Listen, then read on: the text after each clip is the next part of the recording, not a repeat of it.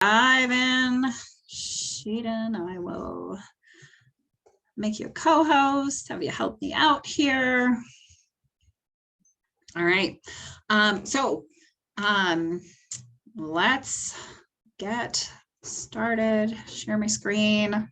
Here you go, material link.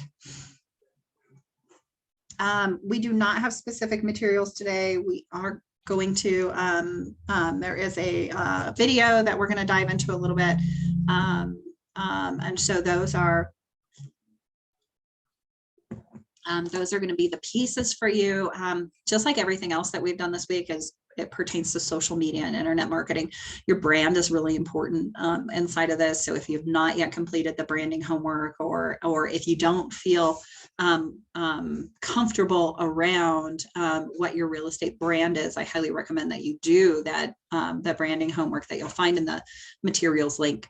It will help you articulate who you are and how you show up, not only in the world, but on the internet. And we all know that what happens on the internet stays on the internet forever and ever and ever, right? So having your branding in line can be really helpful in that arena. Here's what we've covered so far, right? We have dove into effort versus skill. That's how we started this all together, talking about the value of growing our skills. Then we talked about marketing and prospecting and MOFers, right? MOFers, one of my favorite things from one of my favorite real estate books, Shift, MOFers.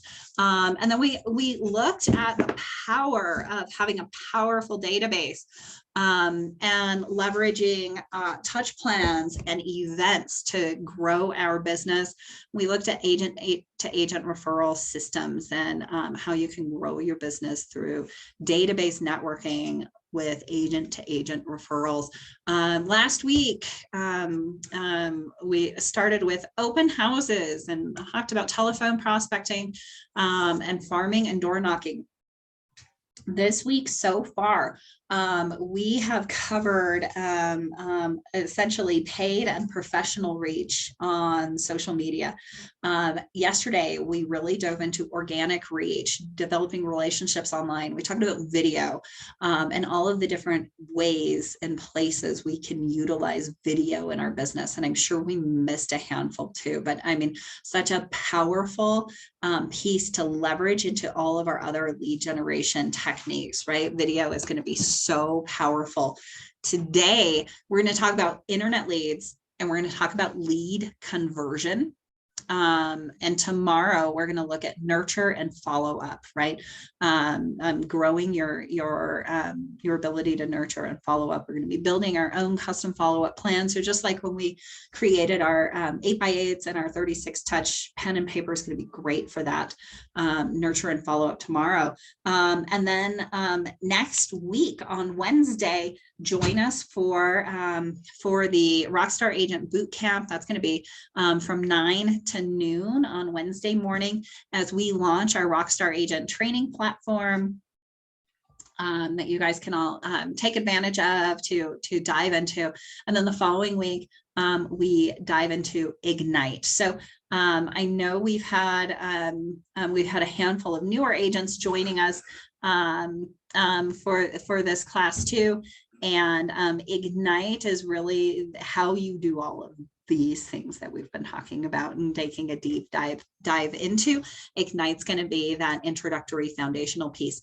It's also all new. So if you've taken Ignite before and you've been thinking about, and you maybe have some gaps in the foundation of your business, or you're looking to reset some of your habits, this is a completely revised Ignite program. Amy's going to be leading this. It'll be Tuesday, Wednesday, and Thursday mornings from 9:30 to noon in the Market Center starting June 7th. So definitely make sure you check that out. Our daily success habits that we've been talking about in 36-12-3. We're going to know our numbers. do 3 hours of daily lead generation, track our numbers so that we can really be on purpose with what we're doing for our lead generation, and every single day work to develop our skills. MLS tracking. Let's take a look. I bet I have it. Is this it? Yeah. Here we go. Here we go. So yesterday we took a look, still far exceeding numbers of homes pending versus what's going on the market. Let's dive into RE Colorado today.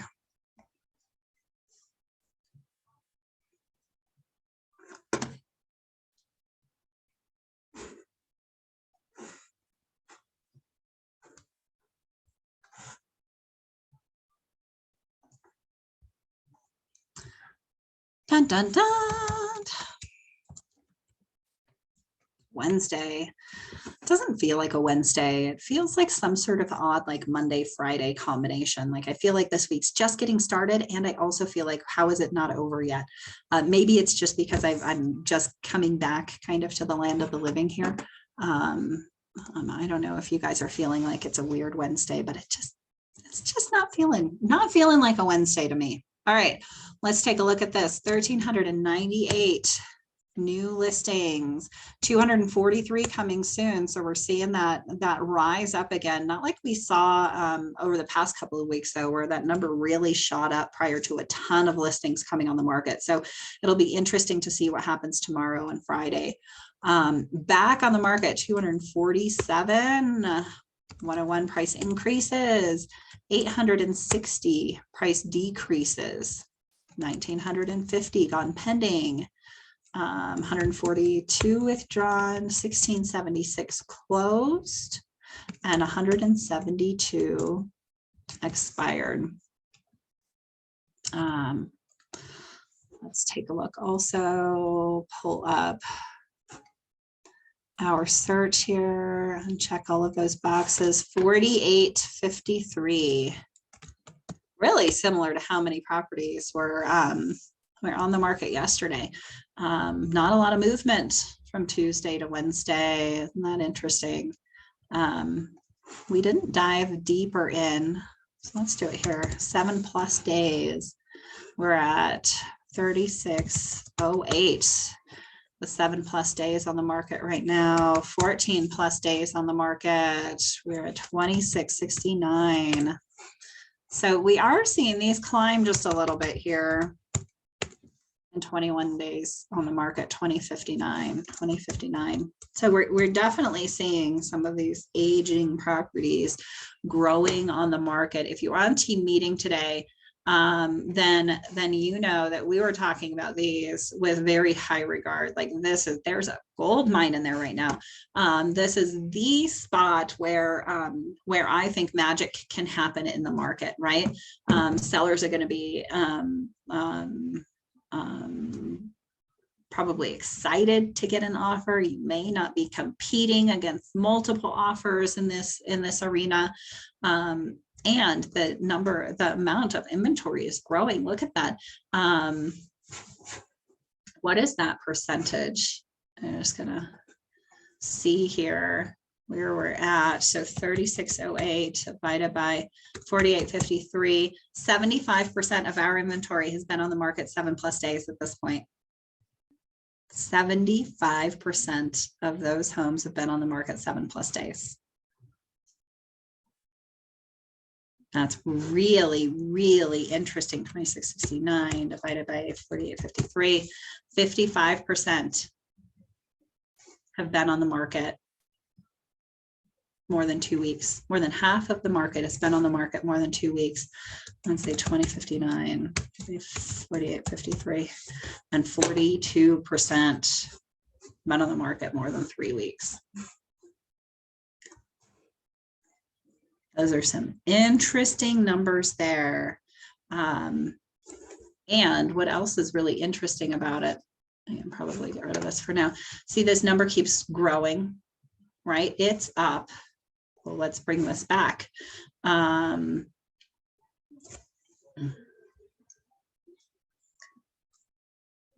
dun, dun, dun, 30, 30, 34 divided by 3608. Go the other way, 3608 divided by 3034. There we go. So it's up almost 20%, 19%, right? In 10 days. In the last 10 days, we've had an increase of almost 20% of homes are on the market more than 7 days. And yet in that same 10-day period, we only have 100 more homes on the market. There's only 100 more active homes, and there are 600 more that have been on the market 7+ days. So the percentage of homes that are staying on the market for more than a weekend has increased substantially and continues to climb. More than 75% of the market's been on the market for more than 7 days. That's such a powerful piece of data to be able to share with your buyers and your sellers, right? Make sure you're preparing that conversation. What else are we seeing here? What else do we see in the market trends?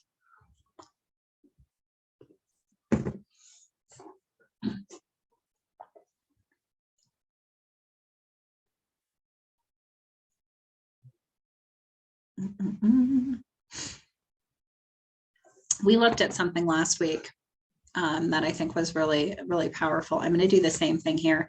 I'm going to get rid of this data so it doesn't skew us. But pending homes, since the beginning of May, since we started this, pending homes at 21,633, 21,633 pending homes. And then new listings coming on the market in the same time frame, 17,145.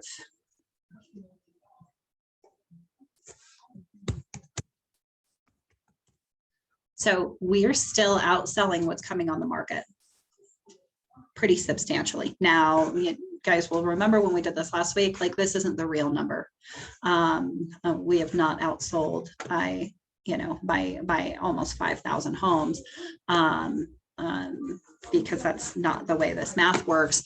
And it still shows us that we are indeed outselling what's coming on the market. So it creates this kind of weird, interesting spot in the market where, yes, we're having price reductions. Yes, days on market is going up, yet we haven't really seen that inverse shift in the inventory where more homes are going on the market than are selling. So we're not really shifting markets yet. However, it all reminds me of something really, really powerful. If you have your shift book open,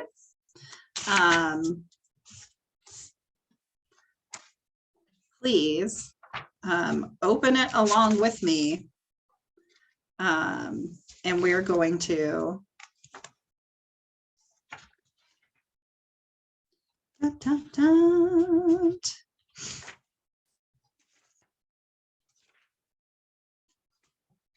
I had it tagged and lost my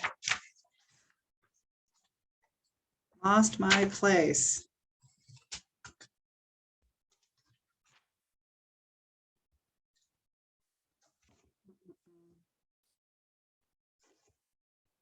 Okay. Well, I don't have it tagged. Here's what I was trying to say though, right? More days on market, fewer showings. These are the warning signs of a shift, right? This is the anatomy of a shift. They're the very first things that we see when the market shifts. So I highly encourage you guys, as we're wrapping up class, as we're wrapping up this session, that you've made a copy of this spreadsheet and just continue on. Right? You can continue this on indefinitely. You can duplicate the page and you can make a new page for every month if you want to. You can start color coding this. You can start tracking other things if you'd like to, you can start looking at days on market. You can start looking at some of those trends and look at those pieces over time. You can have your main market tracking spreadsheet, and you can have different tabs for the sub markets that you're tracking. Keep an eye on what's happening in the market, because we're going to start to identify things and stay on top of the market before it's obvious to an agent who's not tracking those numbers. And that will always give you the edge when you know what's happening in the market before anybody else does. Something that we're going to talk about, and I think today is the perfect day to do it because we've got a couple of minutes, is absorption rate. And using current inventory and absorption rate to help inside of pricing strategies. You can also keep an eye on what's happening in the market. Absorption rate is really fairly simple to understand. This is how many months of inventory there are on the market if no new properties were to come on. And we can do some simple math just based off of this tracker to look at our current absorption rate, except for since we are tracking in 7-day intervals, we're going to be able to see how many weeks of inventory we have, how many 7-day cycles we have. So I'm going to look at closed inventory in the last 7 days, and I'm going to look at total inventory on the market. And I'm just going to do simple math. So if we've got 4,853 homes on the market divided by 1,676 homes closed, we have 2.89 weeks of inventory right now. We have 2.89 7-day cycles of inventory. So almost 3 weeks of inventory. Statistically speaking, they say that a seller's market is less than 4 months of inventory, and a buyer's market is more than 6 months of inventory, and a balanced market is between 4 and that's 6 months of inventory. If we had a balanced market right now, what we'd be looking at is we're closing 1,676 a week times 4 weeks in a month. And then if we had 4 months of inventory, we would have to have 26,000 homes on the market for us to be in a balanced market, right? The homes are going to, come off and go back on and all of those things. So, the number is probably a little less than 26. We would feel a change happening before we got to here, and it would probably climb pretty substantially, right? We would go from 5,000 homes on the market to 7,500 homes on the market to, it would feel like almost overnight we'd probably have 12,000, and then we would blink again and it would be 20,000, and then we blink again and it would be 25, and we blink again and it would be 33, and there we go, we've gone into a buyer's market. All the while, 1,600 homes are selling a week, and then it goes down to 1,500 and 1,400 and 1,300. So as inventory is piling up, demand is also leveling out. And so that switch happens really, really quickly when you get to a tipping point. It happens very gradually and then suddenly. So you'll see the number of active listing or active inventory starting to pile up, and then it's going to start jumping. It'll start jumping more quickly, but you'll have an eye on it, right? What does that mean? What happens? It's not like overnight, for those of you who haven't been around a shifted market before. It's not like overnight the rules change. It's not like today, because there's 3 weeks of inventory. It's not like today there are certain rules that govern offers and buyers and sellers, and we can't deviate from those rules. They don't change when we go from a buyer's market to a seller's market. Generally speaking, there are more buyers than there are sellers right now, hence seller's market. Supply and demand, there is less supply and more demand. Sellers, generally speaking right now, are going to get the advantageous position in negotiations in a seller's market. But that doesn't mean that things are off limits because it's a seller's market. It doesn't mean that you can't negotiate seller concessions. It doesn't mean that appraisal gaps will be here forever. It doesn't mean that buyers have to agree to pay over the market value of a property or the appraised value of a property. It doesn't mean that you will always have multiple offers. It doesn't mean that a seller can just name any price and the house will sell. These are all myths about a seller's market. Myths about a buyer's market would be that it takes months to sell a home, that you can lowball absolutely any property and that buyers rule the roost, and you can ask the seller to do just about anything to get the home sold because they're desperate to do it. Those are all myths about a buyer's market. Yet those things are more common in a buyer's market, and tough negotiations on buyer sides are more common in a seller's market. There's not some magic point where it switches and like, oh, yesterday that technique worked, but today you can't use it because it's a buyer's market. What happens is just gradually over time, those trends get created, right? Savvy agents who are in touch with the market will identify what's happening with the market, and they will start to change their technique so it matches the supply and demand. And then eventually enough agents do that it becomes a trend in the market. This is how we got to, before appraisal gaps were common, it was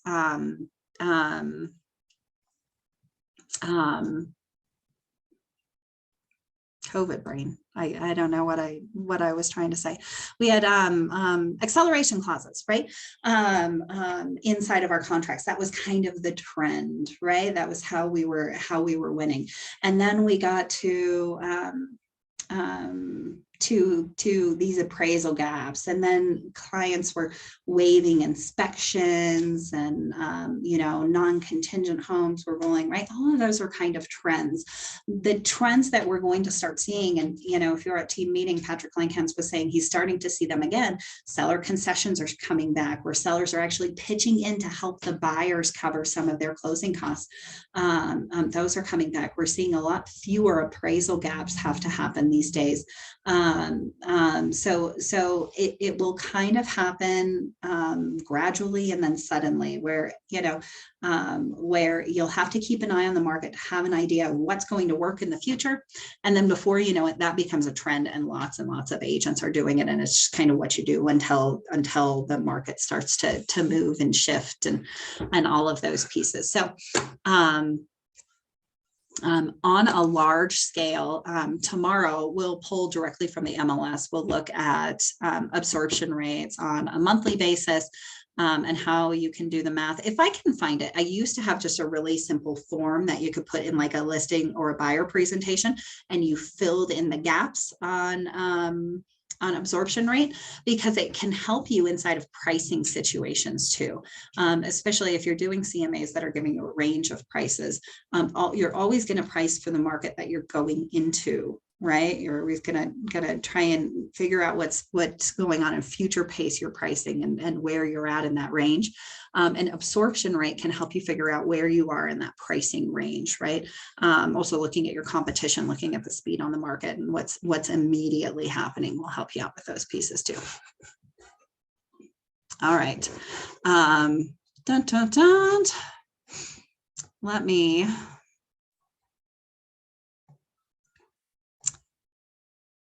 pull this up. So today we are talking about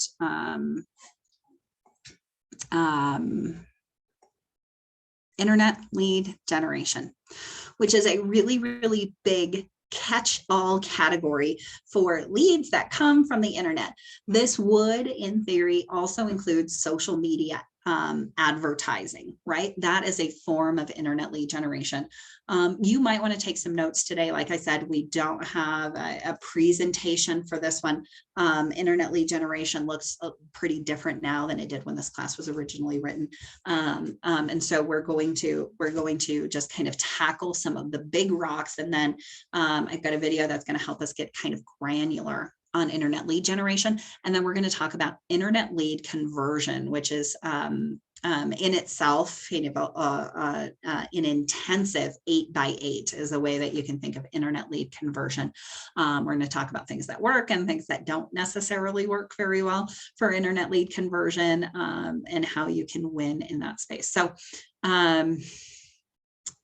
internet leads. You can classify these into really two buckets. Leads that you generate based on things you've done on the internet, and leads that other people generate based on things they've done on the internet. You're going to work with both of these categories of leads the same, but the way you get them is different. When you are generating that lead on the internet, it is because you are taking specific actions. You are posting the ads. You are, it is your website. You have your SEO pulling leads in. You are doing the things that are pulling leads in. But then there are also companies, great and small, that will do this on your behalf. And that's generally referred to as buying leads.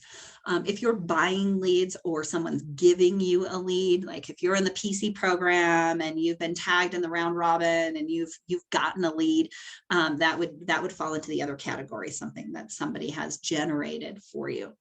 Conversion of these is going to work the same. Yeah, it's important to kind of have an idea of where they've come from and who they are and how they made it to you, so that you can really understand how to best convert them. Now, I'm gonna pull the whiteboard up. If we were in the training room, I would just go right to the bulletin board and or the whiteboard where we've drawn this before, right? We've seen this a few times. This is the last real estate sale. This is my next real estate transaction as a buyer. This could be, 3, 5, 7, 10 years in between sales. My highest desire to transact real estate is going to happen like the day of closing, right? And my lowest desire to transact real estate right here, the day after closing.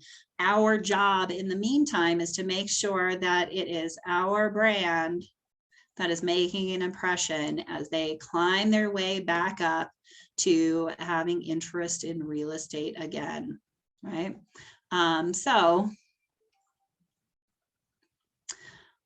I bring all of this up because particularly when we are thinking about internet leads, it is so easy to say, that was a bad lead, right?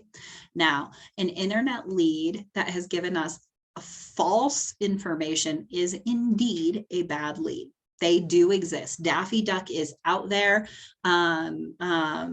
Anybody with the phone number, right? What is it? 768-5309, right? We know that's Jenny. We got your number. Or 555-5555. Like, we get it. There is actual bad information out there and bad leads. But once you've got to the point where you have confirmed that contact information and you know that they're actually a real person, sometimes we think we still got a bad lead because maybe they're unresponsive, or maybe they're just not interested. So what happens in that internet lead cycle? The first thing is you just don't know where they are on their journey up, right? They could be right here, or they could be right here. And there's not a lot of way to know. You can, however, tailor your lead generation to get more of this type of lead. It just tends to be more expensive, right? So the least expensive lead generation will be the type of lead generation that will get you random somebody somewhere in here. So you'll have a chance at getting those people who are closer, but it's just more broad scale. As you're looking at internet leads that are closer to transacting, they do tend to be a little bit pricier to transact on a per lead basis. And there's a few reasons for that, and we're going to take a look at them. But, Monday when we looked at Facebook ads, we did identify that the wider the funnel, the more leads we're going to capture at a lower cost. And when we start narrowing the scope of that funnel, right? We're going to capture fewer leads, but they're going to be closer to actually transacting. And the further down the funnel they are, the higher the cost per lead tends to be, the more it increases. So those are just some things to consider as you're building a lead generation strategy that includes internet leads. Whether you're generating the lead or somebody else is will also help to determine this. But here's the second piece that people forget when they think about internet leads. They become an internet lead because they clicked on something and opted into communication. Okay, they clicked on a property to get more information, or they filled out a form, or they visited Zillow and created an account, right? They did one of these things that caused their information to be available to you on the internet. And so let's say that happened right here. That's where they clicked on the thing.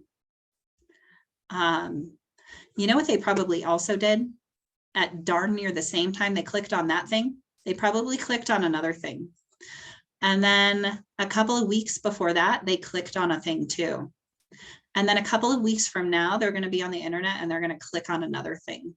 And so what happens is now they're in all of the things. And all of the things that they clicked on are communicating with them at a different veracity, with a different cadence and a different type of communication and different items of value. And so now they're literally in all of these databases. Just to give you an idea of how prevalent this is, I'm going to use 2019 numbers because that's what I have in my head. I'm just kidding. They're 2020 numbers. I don't know 2021's numbers, but I know 2020's numbers, and they're not very different than 2021. Okay. 11 million, RE transactions in 2020, which equates to 5.5 million homes sold, right? So 5.5 million homes sold in the United States turned into 11 million transactions, okay? Now, we know based on NAR research that 70% or more of these people not only used a real estate agent, but it was a real estate agent that they knew, got a referral to, or they were a past client of. So 70% already had an agent. Okay. So that leaves somewhere in the neighborhood of 3 to 4 million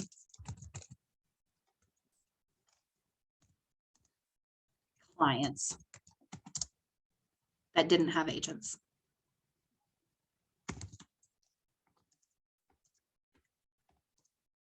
And they all may have found their agents different ways, right? Maybe they met them at open houses. Maybe they met them through an internet site like this.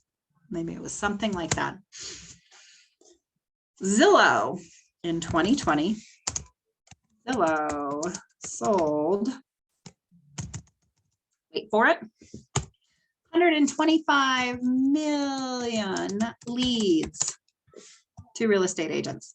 125 million leads to real estate agents. 125 million leads. And let's say best case scenario, 3 million of those people actually hired a real estate agent that they were referred to on Zillow. So that means that 122 million were bad leads. They weren't really bad leads. They were maybe duplicates. They may have sold that lead multiple times, right? Or or they were sold in so many different places that somebody closed with them, right? These numbers are astounding, right? I don't even know what that percentage is. It's far fewer than 1% of all of the leads that they sold actually turned into buyers and sellers who were closed. You know, a vast majority of these leads were probably the 70% that already had an agent. It's entirely possible that someone's in your database communicating with you. They may even be getting a drip, MLS drip, or actively looking for homes with you. And then they hop on Redfin or Zillow and they fill out the form, and now they have another agent calling them, right? So that's kind of how all of those pieces work.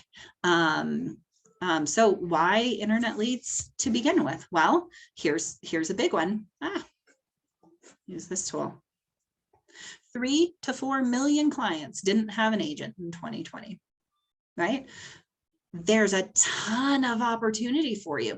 And of those 125 million leads sold, yeah, sure, 70% of them may have already had an agent that they had a relationship with, but you could have had the opportunity to have a better relationship with them than that agent. I mean, you could have come in and provided value, stayed in touch, communicated with them consistently, systematically, persistently. And then when they really were ready to do real estate, you were here and they chose you, right? And they could have been in somebody else's database. So that's why the internet leads.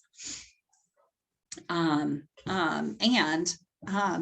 why there's so many quote unquote bad leads out there. They're not bad leads. Tomorrow, we're going to learn how to nurture some of these leads that are further down the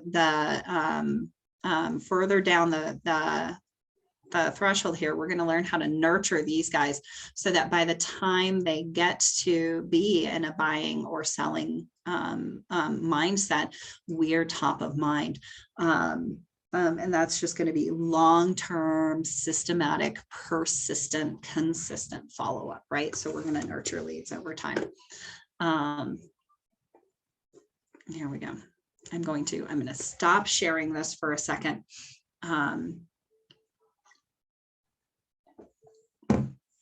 So sources of internet leads. We talked about being leads that I generate and leads that others generate. So let's talk about leads that others generate really quick, because this is going to be a really high level, and then we're going to go into leads that we generate, and we're going to learn some of the details of generating our own leads too. But leads that others would generate at a really high level are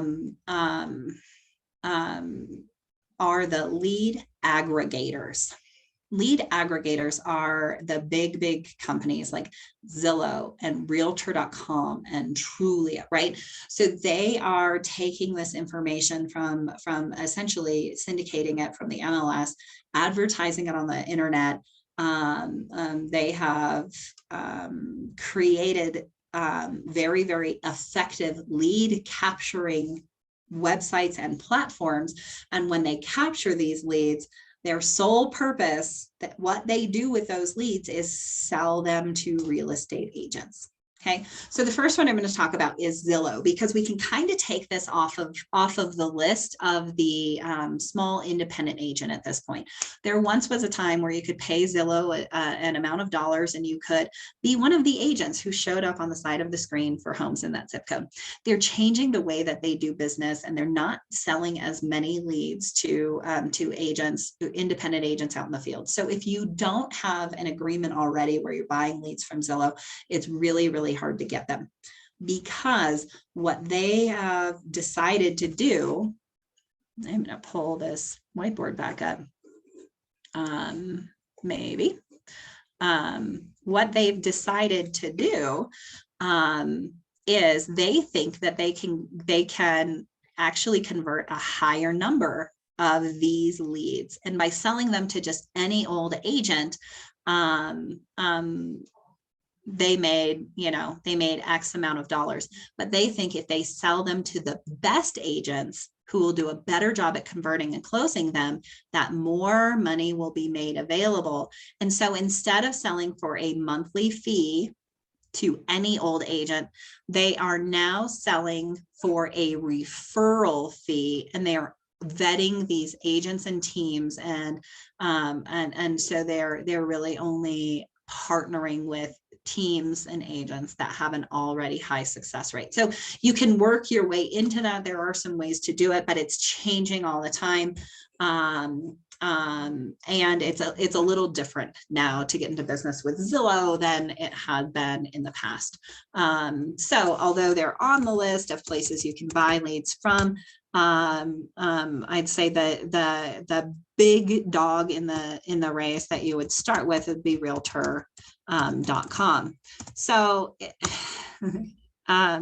Realtor.com, you would think that something with the namesake Realtor.com would be out to serve realtors, but it is an advertisement site. It works just like Zillow, where they attract buyers and sellers to their site, they capture their information, and then they sell those leads back to real estate agents. So you can do a couple of things with Realtor.com.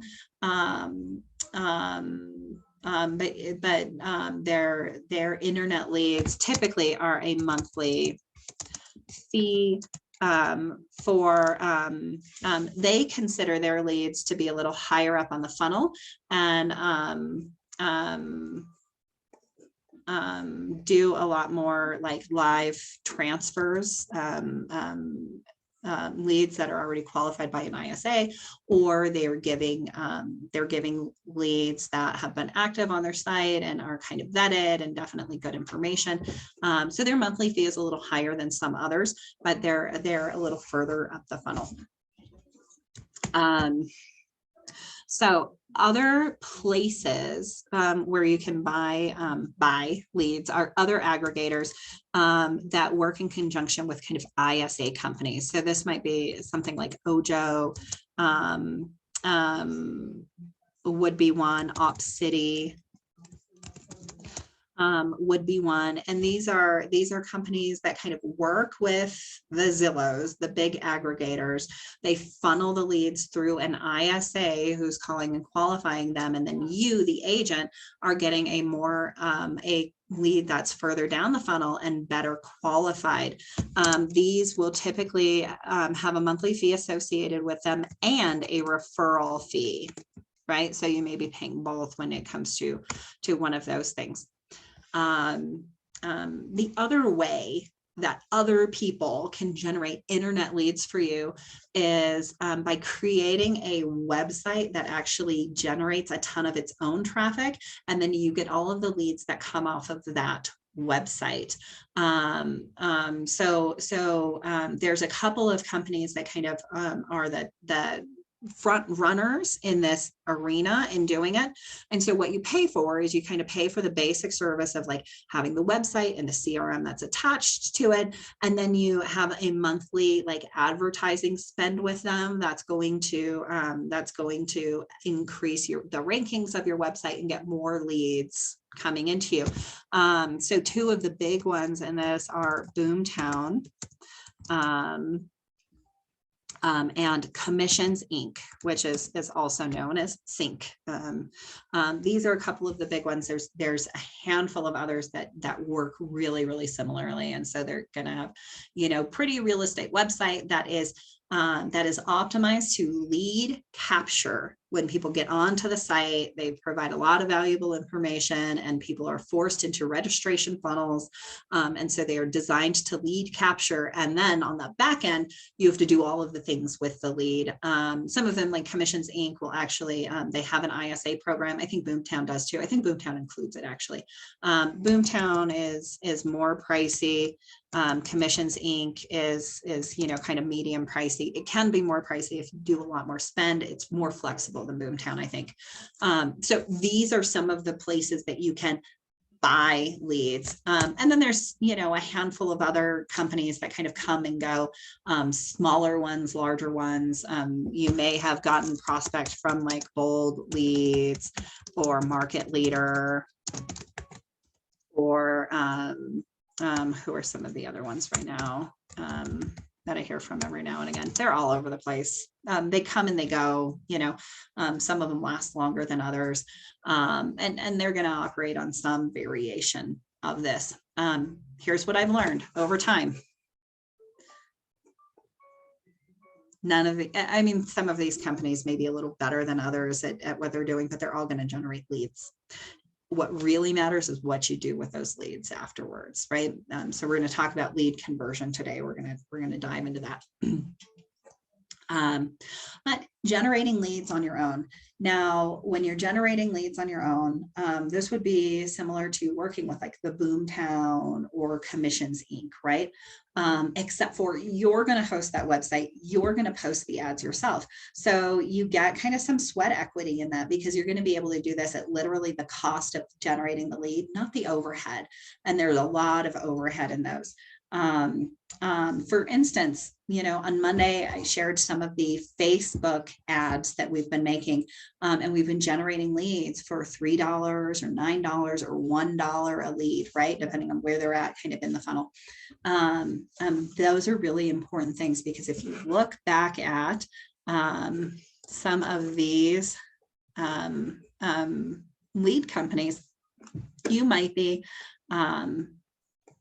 25. Oh, this is awful. I should just type it to maybe $50 a lead. And in some cases more, right?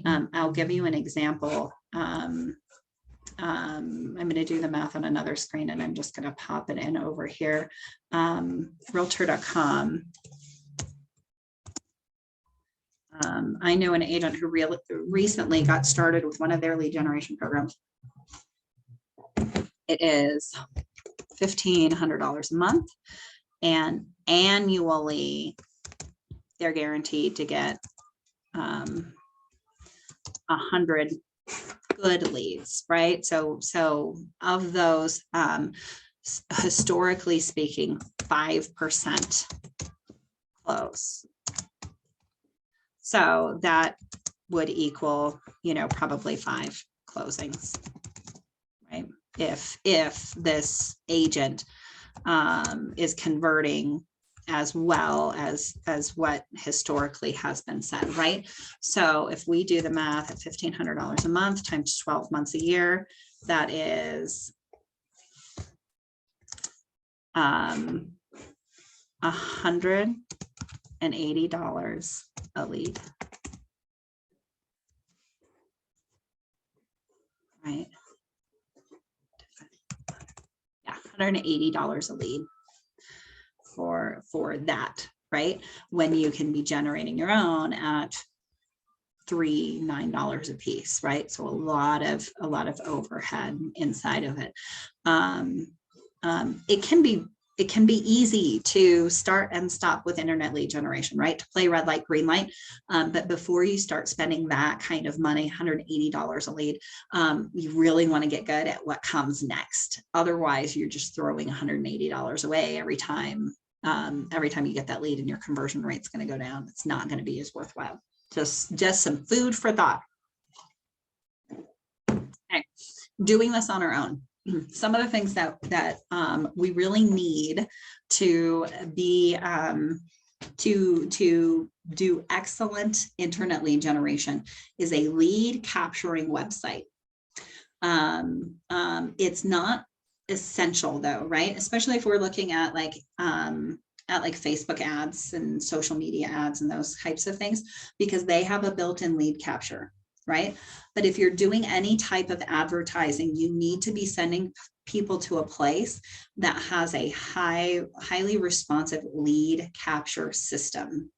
Otherwise, you're just paying for traffic and not paying for leads. And that traffic is not going to get you anywhere. A lead is going to be accurate, captured contact information. And so you want to have something in place that will do that. If strictly speaking, you're using KW and KW tools, we have our command websites. They are okay, right? They are okay websites for lead capture. They are okay for optimization. If internet lead generation is going to be like your main thing or a high value lead source for you, it may not be the very best website that you can get for that type of thing, but it's okay. If you are generating internet leads and your lead capture is at a different point, right? If your lead capture is prior to them coming to the website, then you're going to be okay with that. That's going to be fine. You can send them to a landing page. You can use like the Facebook, capture form, or any of those other, or one of your own, making. You can kind of set these up specifically for that. But so those are going to be the pieces, and then the opportunities are kind of endless. You can direct people to that lead capture system in many, many different ways. One of the ways to do that would be organically. Which, just like with organic social media, it's not really organic. It doesn't just happen accidentally. It may be organic, but it's also purposeful, right? And this is going to be through search engine optimization, SEO. Search engine optimization is the art and science, really, of taking your website and having it viewed more favorably by the search engines, which then causes you to show up more often when people are searching about real estate. That would be how you would organically show up, and that's going to be by creating content. There are some tricky things you can do on the back end of your websites to help enhance their SEO, but the biggest things you can do to drive your SEO is by generating and creating great content on your website, great, new, favorable, useful content. Ways to do this would be with blog posts, with videos. This is why you want to, add and continue adding like testimonials to your website, because that's going to continue to grow new, recent, favorable content, blogs, videos, all of those kind of things. They're going to increase your SEO. It's a whole can of worms getting into search engine optimizations. So if this is something that you get really excited and geek out over, then go for it. By all means, definitely get into that and dive in. For most of us, however, we're going to work with a search engine optimization professional if that's something we want to do ourselves, right? There are companies out there that specialize in SEO for real estate, and they're going to help you build and develop a website. They may even help you with that content posting and content creation for your real estate website to help drive it up. The other way to drive traffic to that website is through paid advertisements. And that would be through social media or other website portals, and through search engine paid advertisement campaigns. You've probably all seen the sponsored results when you Google something, right? And so those would be, you can pay to end up in those sponsored results. That's a really competitive arena to play in, right? And so it may take some, if you're doing this on your own, right? It's something that you're going to want to really understand very well and do the research on, to spend a lot of money in that arena, or have somebody in your world who does understand it really well.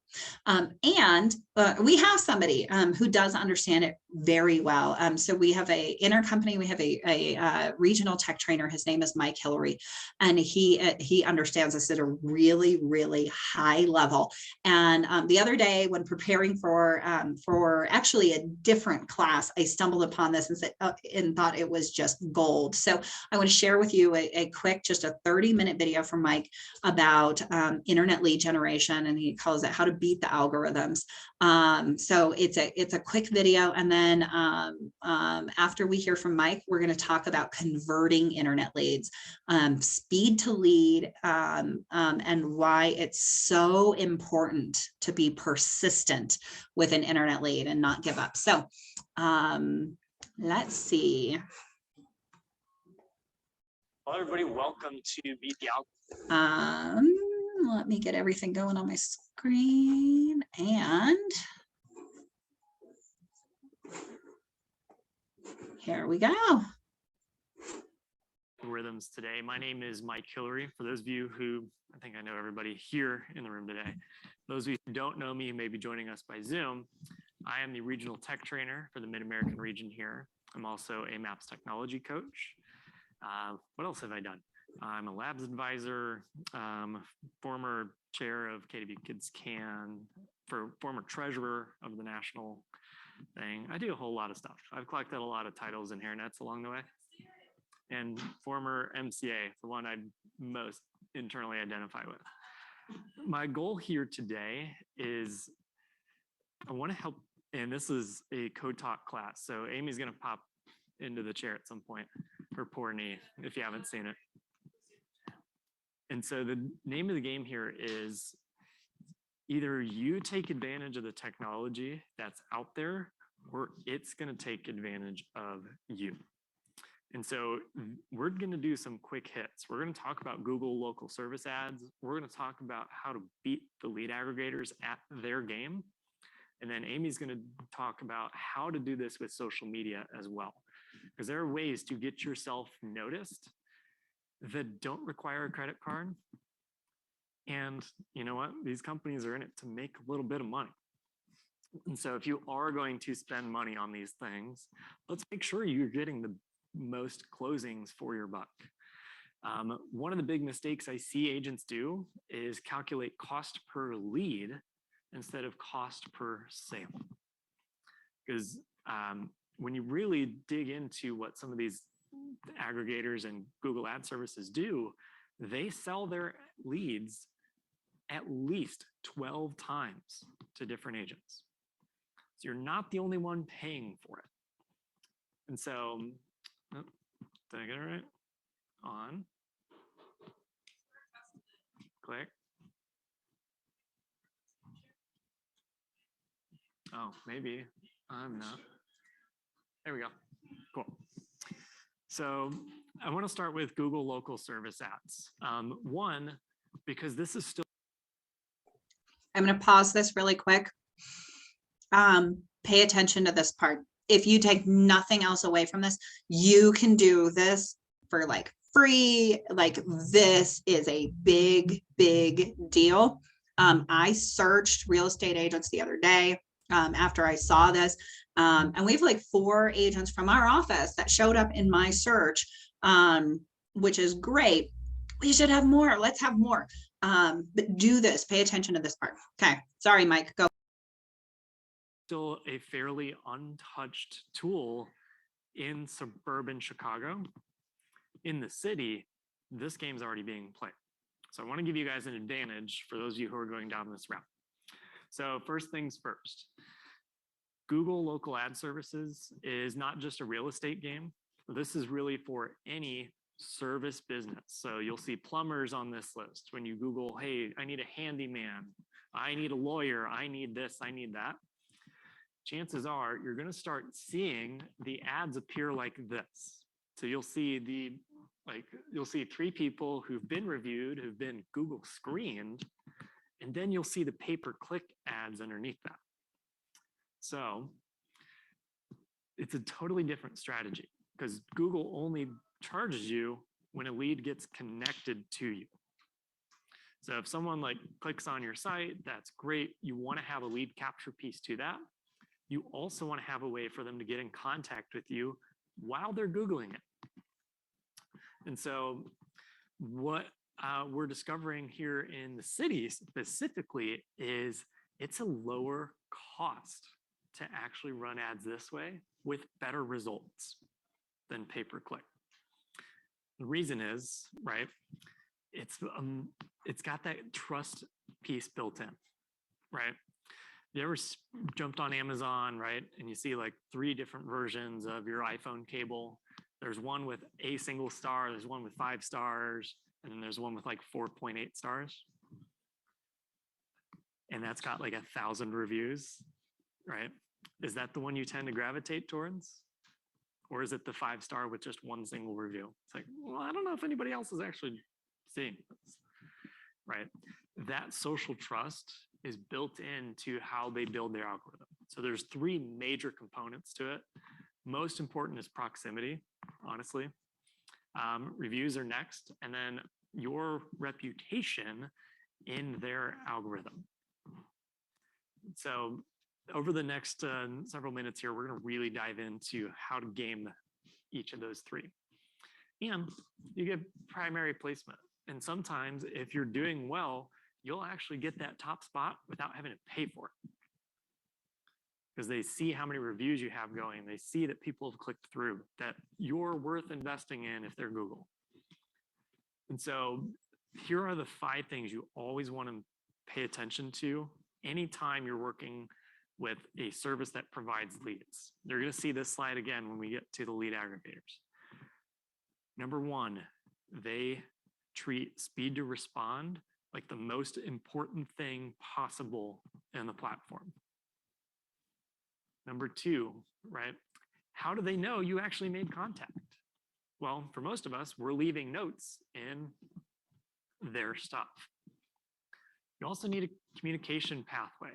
So for example, if there's an app that you can call somebody from or you can message them, they're going to prefer using their stuff, right? Because they built it to feed their information. Now, it's important for us to track that as well in one single spot, because this can get very splintered very quickly. And we'll talk about strategies for that.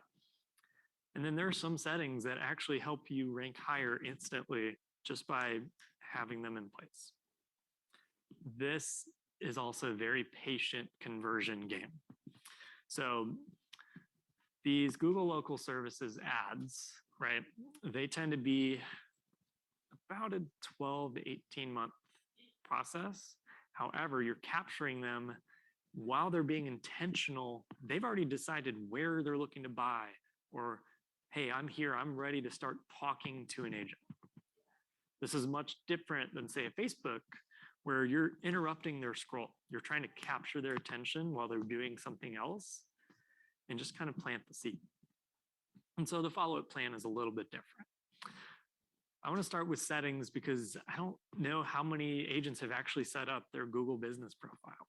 And so let's really kind of dig into this. Is pro tip number 1, I'm sorry, don't use your kw.com email if you want to run ads on it at some point.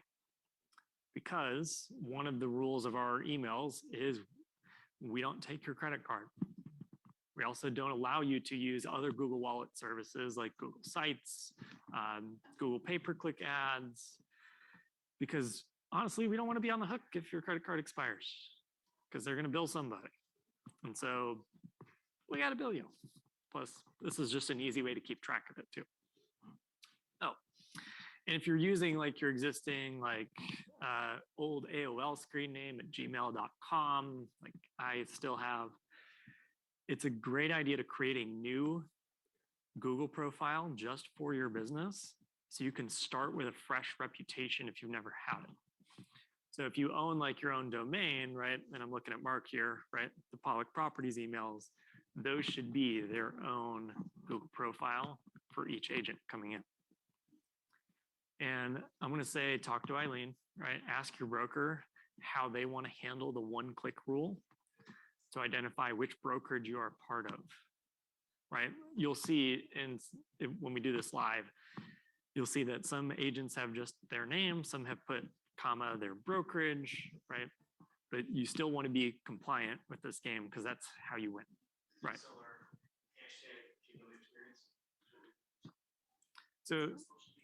So that's social media specific. This ends up being like the name of your business profile, right? So it'd be Mike Hillary, Keller Williams Experience, or Mike Hillary, whatever Eileen says goes, right? Just like Eileen's also the name of my older sister. So yeah, whatever Eileen says goes. Yeah. A quick little side note, I did just put this in the chat. We actually just had somebody do a whole Google profile class on how to set it up. So I just Awesome. put a link in there if anybody wants that recording. Yeah. Yeah. So here's my pro tip.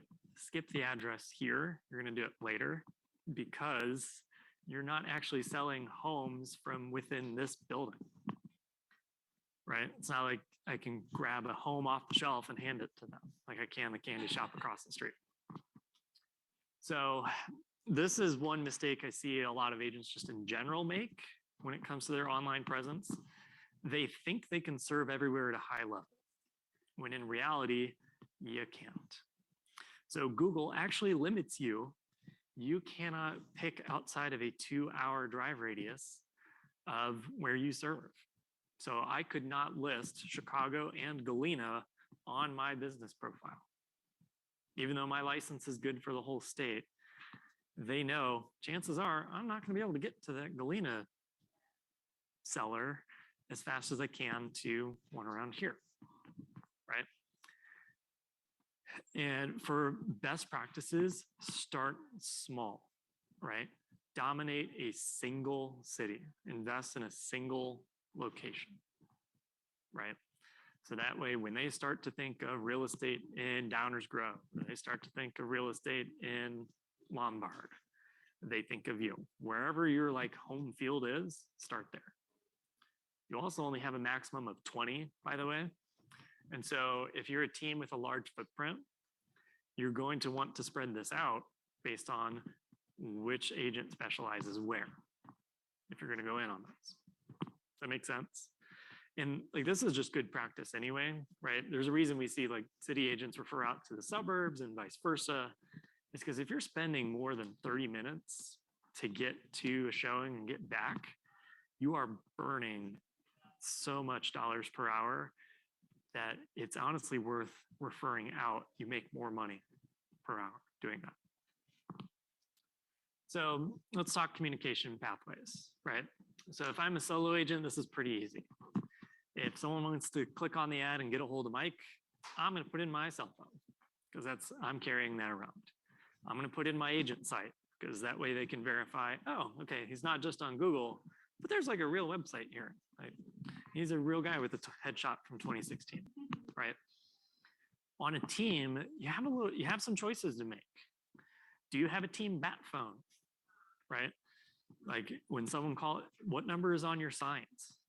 Is it each individual agent's number? Do you have a team line? That's kind of the line of demarcation I use is, okay, if the same number is on all your signs, that should be on your Google profile.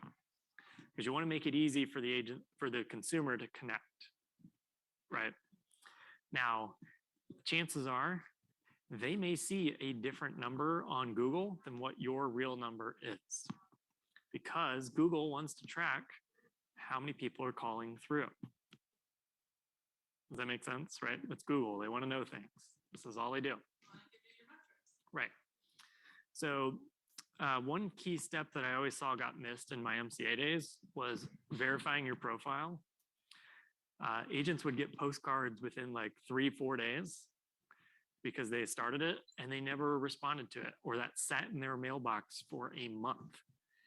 The speed in which you verify it is actually going to help your initial score because they want the most responsive agent, right? They want someone who's going to answer the phone when they call, and that's your first test.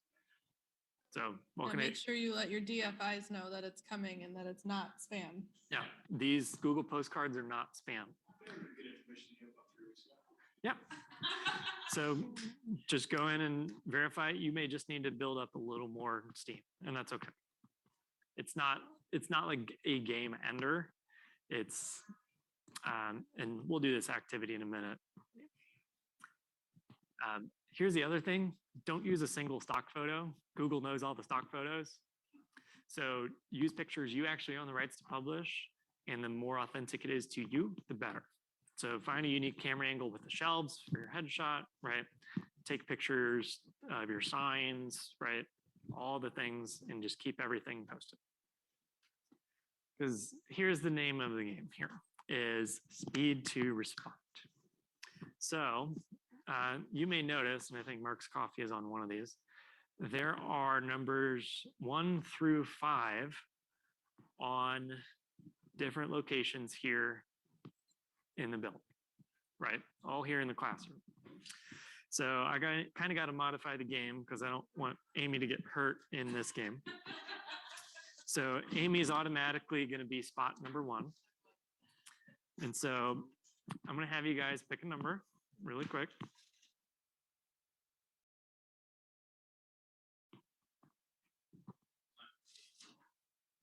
Oh, did you steal 2?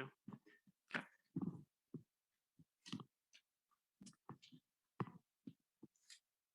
Okay, so we have Amy at number 1. Who drew number 2? Okay, Mark, I want you to stand right here for me next to the number 2. Who drew number 3? Great. You're going to stand right here next to Mark's computer. Are you 4 or 5? 4, okay. You're going to stand there. And then Joe, since you're number 5, you get a very special treat. I want you to sit down in the red chair back here.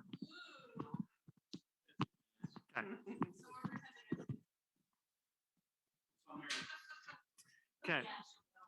So here's the name of the game. The first person to grab this chocolate bar wins. When I say go, you can grab it. Right? So this is what they mean by speed to lead, right? Every message that comes through, they're looking for the first agent to answer, right? So you guys ready? Get set. Sorry, this is just going to be fun on camera for everybody. Go. Right. So notice how 4 of you didn't even have a shot at it. Now, what makes it that Mark is ready to do this? It is, okay, we have his profile set up. He's got the app ready to go. He is focused. It is ready to go. All he has to do is just reach and grab it, right? Amy may be distracted on something on her computer. So even though technically her spot was just as close, she didn't have a chance to go for it, right? And then poor Joe, way in the back, forgot he even downloaded the app. And so he's just kind of like hanging out back there, right? Don't worry, Joe, I got you one too. So, right, this is what they mean by speed to lead. So go ahead and grab your seats again. I just wanted to really illustrate it. You actually win the golden ticket. I got it at the candy shop across the street because I forgot mine at home. So here's how you get to that position in Google. Number 1, download the app. There is an app, Google My Business, because people are going to message you when they have a question about real estate, right? And so you want to respond to every message that comes your way, even if it's late, because Google knows, oh, okay, you know what, Mike's ignoring me. Clearly, this isn't valuable to him. We're not going to put potential real estate clients in front of him, right? And here's the other piece of it that people forget is don't set it to be 24 hours unless you're going to be available to respond and reach for the candy bar at 3 in the morning. So you can set the hours. You set which the would hours in your dictate when profile, they're sending the leads. which tells you your place in line, right? This is you getting in line. Right. And so what you can do is you set your business profile hours, and then the ad itself you're going to run is Google Local Services. Set a preference between 9 and 11 a.m. or right 2 to 5, like whenever you're going to be ready to respond as quick as Mark could. So they're less likely to send you leads outside of those hours, or they will not send you leads? They are less likely. Okay, You'll see the bulk of them come in during your set hours. perfect. Most of the other ones that do come in are not because of the ad, but because of the other things that happen because you're doing all this. Right. Because you're interacting with your reviewers, you're responding to messages, and so they'll bump your profile up for free on those pieces, right? So you always want to keep your photos fresh, right? If it's sorry, if your headshot's from a year that starts with a 1 and not a 2, you're going to want to update that, right? You're going to want to make things look like, okay, this is something that's happening in the current world, not an Olympics ago. So kind of 90 days is kind of my rule of thumb, is give me something fresh, right? Let's talk. The reviews are your number 1 driver for this algorithm, the number 1. You actually have to have a minimum of a 3.0, which, knowing consumer behavior, they're either giving you a 1, a 2, or a 5. Get to 10 reviews and you'll start to see the magic leads come in, the good leads, the $500,000 home leads versus the 420 FICO score leads, right? The more reviews you get, the higher your ranking, which means they pick you more often, even on the free ones. And so put together a plan, whether it's a smart plan, whether it's a touch on your emails throughout the transaction process. Hey, how did we do? I'd love for you to leave a review on Google for us. We say Google because one, Google's algorithm, but two, more consumers start on Google than they do on Realtor or Zillow combined. This is their first stop when they get serious about searching, right? And then there's a certification process for this. So this is what they do is they actually run a background check on you. They check, are you licensed? And they look for any like massive knocks at IDFPR against you. And it's really simple. Google pays for that background check as you run ads. So that like they want you to do it because that builds the trust in the consumer. You're like, oh, okay, you know, Mark's legit. He's cool. Does this kind of make sense? Right? So to really win at this, it's asking every single client to leave you a review. Because you want to get so far ahead that you can be like Mark and there's no catch up here. Does that make sense? And so when you're advertising, as much as like we like to sell ourselves, what is getting results for people is selling the program. What are the services that you are providing that make the most sense, right? And when you put together your profile, you'll see there's just kind of a menu list. Go for it.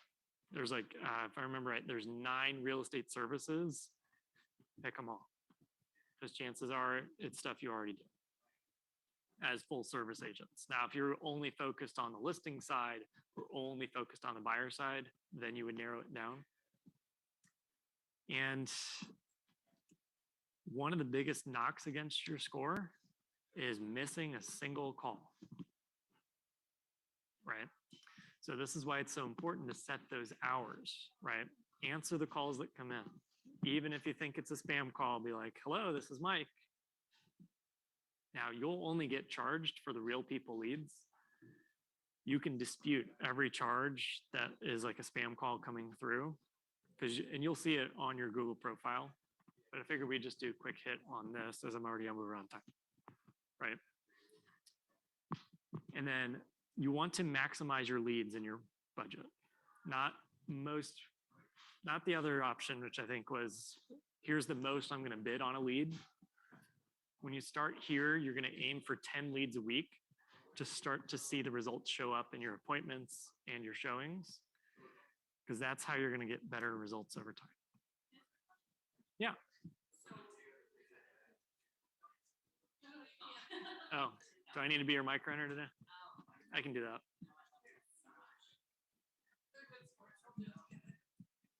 Answer every call. We always let ours roll to voicemail first. So you're saying don't do that I'm saying you're getting penalized for that because we're letting it roll to voicemail. because they are calling looking to talk to a real Right. person.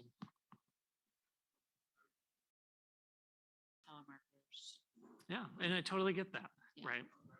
But what you do, Good to know. so here's a fun thing I do is whenever you get a telemarketer call, use that as a chance to practice your script. Great. Hey, do you know anybody looking to buy, sell, or invest in real estate today? I would love to help them out if they're looking in, you know, to West Suburban Chicago. They usually cuts them pretty quick. Yeah, it's one of the, it's a great way to like reinforce, okay, cool, here's our script, awesome. Oh, guess what? They're in sales. That's easy. Hey, have you ever thought about joining our team? So here's kind of the number you want to remember is 1% conversion rate tends to be about 15 times in GCI coming back. Now these Google local service ad leads, they're hanging around between like 5 and 10% versus just 1% because it's a warm handoff. right? And this is also the direction most of the lead aggregators have moved towards, right? First one to respond gets the lead. They know they can't just like throw leads at agents and hope they stick. So they look for the better agents, right? So this applies really to all these guys. Ojo, OpCity, Realtor.com, Zillow, HomeLight, whoever your credit card is sitting with to hand you leads. The best part is you just have to be first. You just have to be Mark, right? And so if we played this game again and you all have your profile set up, I can just walk down the middle. You guys all have a fair shot at this, right? It's the first one to speak to the client that wins. Now we gotta, of course, say, how did they know we spoke to them? Especially for Realtor.com, is you have to make notes in their system, but you don't have to make notes immediately. So one of the strategies that are up there is starting your home CRM, get everything in one spot, and then have your database manager put the notes in the native app, right? Which means you always have to ask, oh, so how did you find us? Okay, Realtor.com, great. The notes for this call go there. How did you find us? Oh, I came through OpCity, great. How did you find us? Oh, Google, great. And then, you get bonus points if you use their toys, right? So when these have an app, call from the app, message from the app, that just boosts your position for the better ones. Here's the real trick of it though, is a lot of people are going to say, is this home still for sale? Now in this market, what is the actual answer typically? Probably not. And you don't want to say that immediately. You want to say, you know what? Homes move pretty quick around here. Let's get at a coffee shop. Are you pre-approved? Are you ready to see this today? If not, let's put a plan in place so that when you find a home, we can jump on it. So go for the appointment. Like they're calling you ready to do business. Get them to a needs analysis as quick as you can, right? And the bigger teams are starting to have a specific database manager, whether it's a VA or someone who's on staff, who's going in and taking the notes from all these calls coming in and putting them in the native app, because it's just copy, paste, copy, paste. Great. Next one, copy, paste, copy, paste, copy, paste.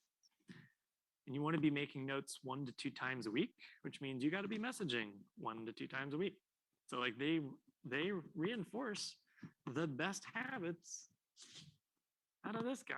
They reward you for following this. So that's really who's winning. And the best part is your sellers are going to show up as buyers there first. Because the one objection I keep hearing over and over and over again is, well, Mike, where am I going to live if I go to sell my place? I don't know if I can find something. And before, I'm going to leave this as kind of my last one for the day here, is they reward success. So yeah, everybody says the leads, can I say this? The leads suck, but it's because you're not following the rules of their game, right? You got to start wide, right? Get what you can, close what you can. One example that was shared at Family Reunion is they took 2 leases through this and then their lead flow doubled, right? So yeah, take the 420 FICO score, right? Work with them, give them a shot at it. As soon as they see you start to close your first 3-4 deals, you're going to notice a stair step into the top 20% of the lead quality, which is really the name of the game, isn't it? You want the best of the best. You want the golden ticket, which I had. There it is. You want this. And so, yeah, that is honestly the really simple version of how to beat these guys at their own game, because they're set up to reward the strong, reward the better agent. They're not set up to, hey, great, Mike, you just put money down on your credit card. We're going to give you the best leads. No, because they want people to come back and say, oh, I had a great experience finding my agent through blank. So that's my spiel. And Joe.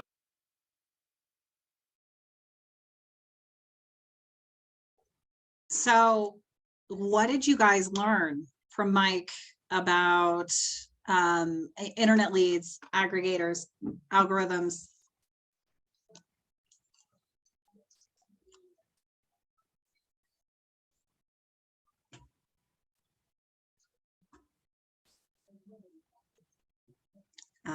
I see what happened. He was talking tech and he put y'all to sleep. I get it. I get it. Happens to all of us. So a couple of the key pieces when it comes to internet leads, right? If you are buying leads from someone else, play their game, right? Hop into their native settings. If you're that agent, I used the example who's getting those realtor.com leads, then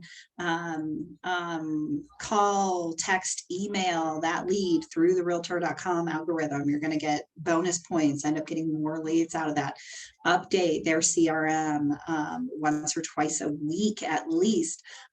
Get bonus points out of that. If you don't do that, they don't think you're following up with those leads. So you can and should have all of your leads in one spot.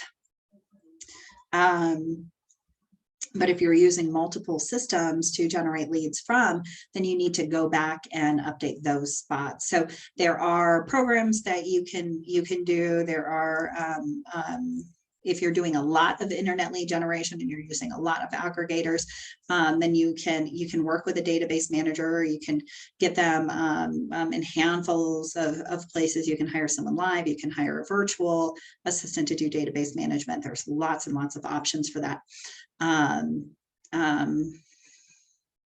Initially, when you're working with these lead aggregators, you're going to get the what we were just talking about, the bad leads, the guys who are further down the funnel, who may not be qualified for very much, who may have low credit scores, who may be inquiring about mobile homes or rentals, right? Work with them. If you can, close them. In the example Mike was talking about, these teams and family reunion, we're sharing that once they agreed with the lead aggregators that they would close at least 2 lease deals, at least 2 rentals, and they didn't do rentals, their lead flow doubled when they did that. So it can be really powerful to work with what you've been given to get better. Right, to get better leads. For me, mind blown on the Google service advisors. I don't Google professional services enough, but as soon as I saw that, I Googled real estate agents, and I'm sure you guys did too. And what came up, just like Mike was showing on the screen, those 3 realtors were on top, and then I could see more real estate professionals. I could contact them right there through Google.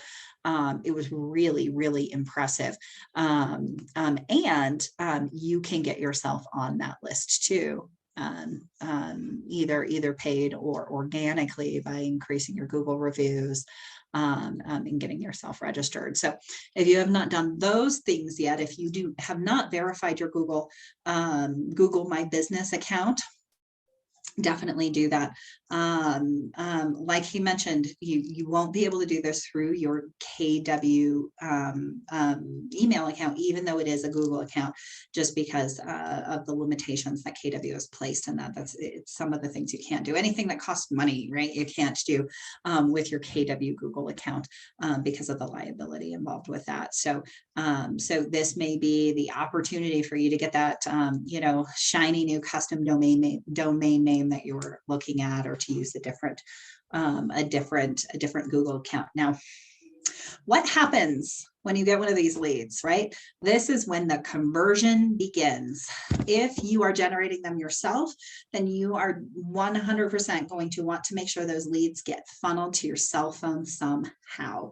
If you're using KW Command as your CRM, you can get the Command mobile app and you can get instant notifications on your cell phone when you get a lead. Speed to lead is the name of the game when it comes to internet lead generation. It is all about your speed to lead. Best results will come if you are actually able to contact them while they are still on your site. Why is this?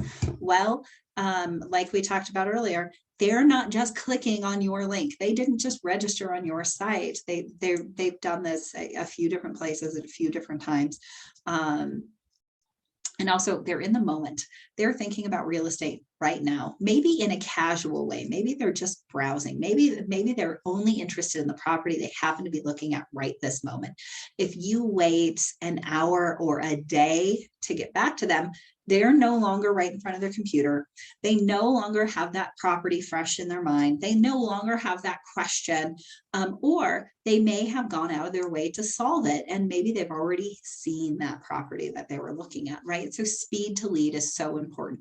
Statistics tell us that consumers will work with more than 70% of the time, they work with the first agent they speak to. The first agent they speak to. So you have an incredible opportunity just being the first agent there. Now, how should you reach out to this lead when you capture them, their information? I guess a better question would be, how shouldn't you reach out to them? Right? The very first thing that I would do is call them, especially if it's during a time when it would be appropriate to call them. If they register on your website at 2 a.m, it might not be appropriate in that moment to call them back, right?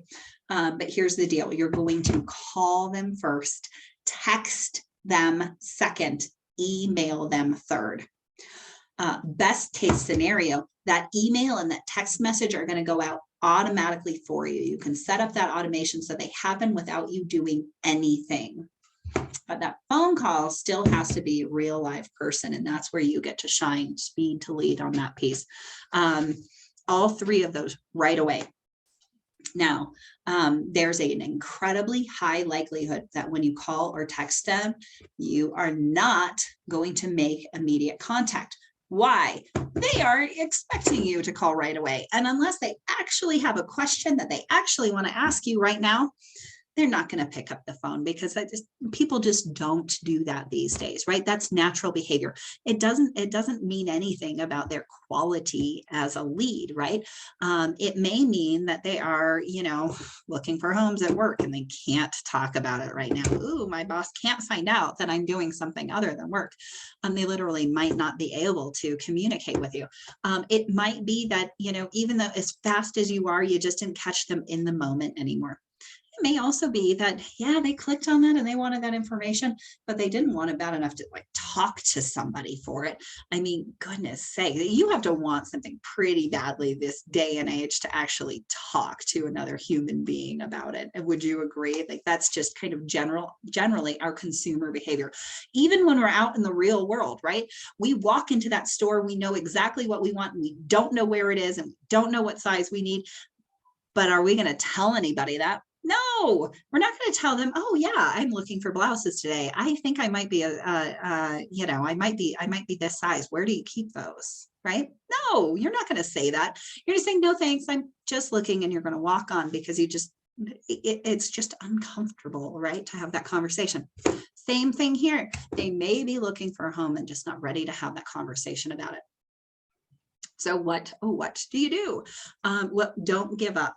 This is one of the areas where consistent and persistent communication is going to win over time.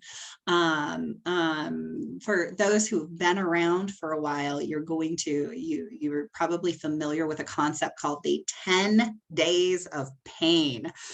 It sounds awful, but it's not. This is an intensive touch program that's designed to convert internet leads.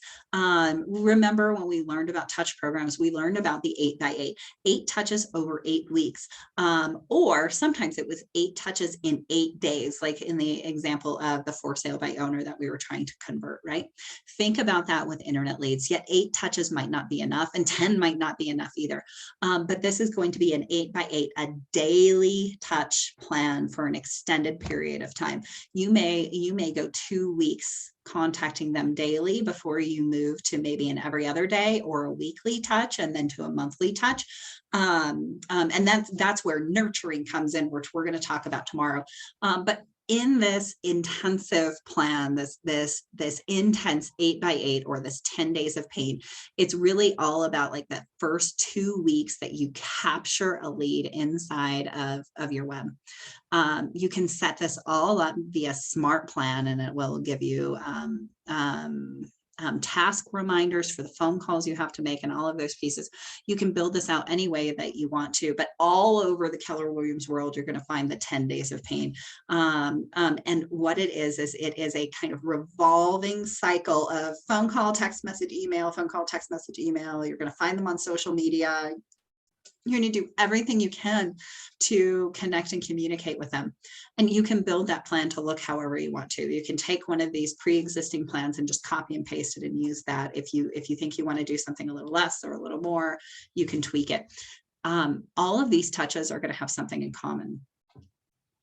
They're going to provide value. Right? Early on, the value that you might be providing is trying to answer whatever question they had.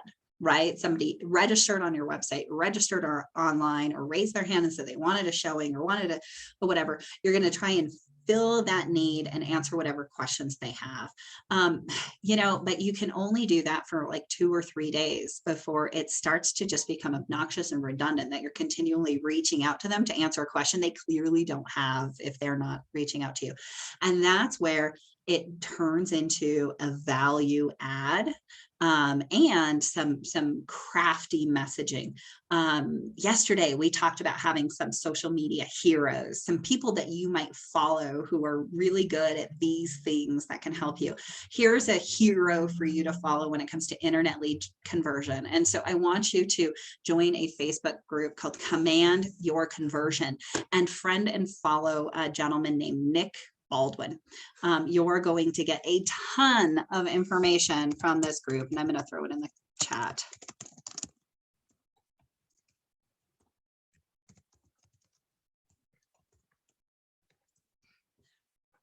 So here's a couple of key pieces. After the initial touch of reaching out and trying to make contact and the beginning of your nurture plan, which is where you're going to use some creative techniques to get somebody to respond to you. In the middle is value delivery. This is where you want to deliver items of value and come from contribution. So delivering items of value and coming from contribution. We talked about this a lot when we were building our 36 touch, right? What can we add value to? What do they need? One of the things that they might need inside of this time frame is additional homes to look at, right? So you could be delivering a search of additional homes that meet that criteria, right? I know you were looking at this 2-bedroom, 2-bath, listed $350,000. Here's a handful of other homes maybe in that area that look a lot like these. Let me know if any of these work for you, right? So delivering some value. This might be where I'm making introductions to lenders or promoting specific products or programs that I'm working with. A touch could look something like, every now and again, I work with people who have to sell their house before they buy their new house, and they're concerned that they might be homeless. Have you ever entertained the idea of buying your house without having to sell? I work with some partners that make that a reality, and I'd love to connect you so that you can find your new home and have a guaranteed sale on your old home, right? So this is where you promote those products and services. You're going to come from contribution.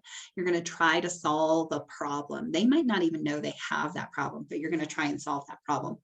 And then eventually, as you continue this conversion campaign, right, you still may not be in touch with them. So as you transition from trying to actually get their attention and have a conversation with them to nurturing them over the long term, that's when you can start using some creative ways to get their attention. You know, by reintroducing phone calls, using interesting calls to action.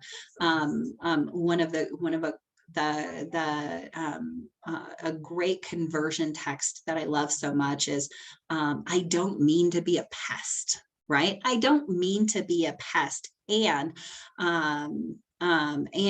there's some great opportunities inside of this market. Just out of curiosity, if you are going to make a move, would it be now? Would it be, you know, 3 to 6 weeks from now? Would it be 6 weeks to 6 months from now? Would it be a year from now? Right. So it's kind of a creative way to get people to answer you.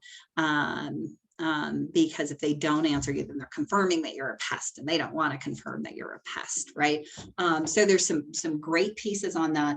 I highly encourage you to join those groups and get the details on those conversion plans, and make sure that they're added to your CRM and that you're automating as much of this as possible. Conversion plans don't work very well without a human element. I'll say that also. Just like you can generate the lead yourself and you can buy the lead, right? You can also convert the lead yourself, or you can pay to have it converted for you. So there are services out there that will actually take that lead and using a combination or you know, some combination of artificial intelligence, of bots and communication bots and all of that, using some combination of AI and ISAs, or actually, you know, telemarketers, right? Using some combination of that will help convert that lead for you until they're ready to actually transact real estate. And so, you know, that's a very highly leveraged and quite expensive service, yet it's something that's available. So, so something to consider inside of that. Before we wrap up for the day and get ready tomorrow to talk about nurturing and following up, what questions do you guys have for us?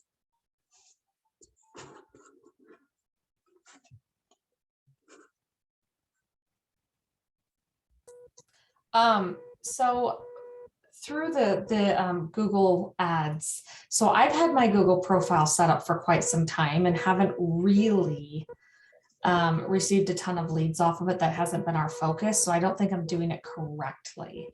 And he went over a lot of information on what to do. And I just, maybe I missed, you know, the steps as far as I did download the app, hopefully the right one. But as far as being able to do that from the computer and through the Google site directly, just maybe the basic setup part, and then the rest I have the notes on. Yeah. And, you know, I don't think he went into that. I don't think he went into any of the technical, like, here's the step-by-step of how you do it. The first is you're going to have your Google service, you know, you're going to be verified by Google, and then you're going to walk through their process. To be in that ranking, it was a paid service. So it's actually a Google ad that you would run. I have not done it yet, right? This was kind of new stuff for me, and so I don't know the details of it either. I can definitely work to connect you if you need, you know, more finite details than that. But it's through your Google profile, and then those are you're running ads to make it into that list, at least initially. Okay. And I can search around and play around with that too. I just was taking notes and I'm like, wait a minute, I missed this very important part. So, yeah. But no, I can play around with it. Yeah. And you didn't miss that part. He didn't share it. So he was just really, really generic on how to get there.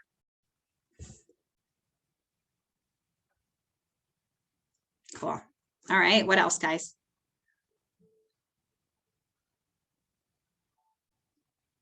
Awesome. Well, we will see you tomorrow afternoon.